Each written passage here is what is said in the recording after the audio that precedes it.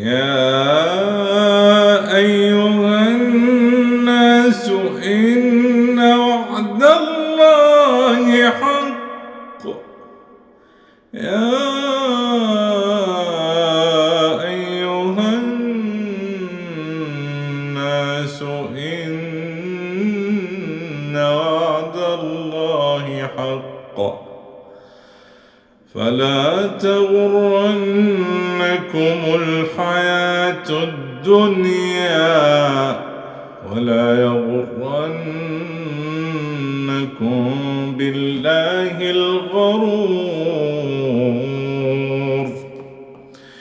إن الشيطان لكم عدو فاتخذوه عدوا إنما يدعو حزبه ليكونوا من أصحاب السعير. الذين كفروا لهم عذاب شديد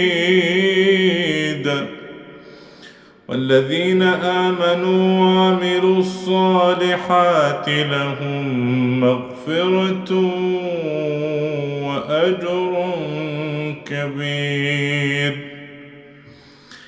أفمن زين له سوء عمله فرآه حسنا فإن الله يضل من يشاء ويهدي من يشاء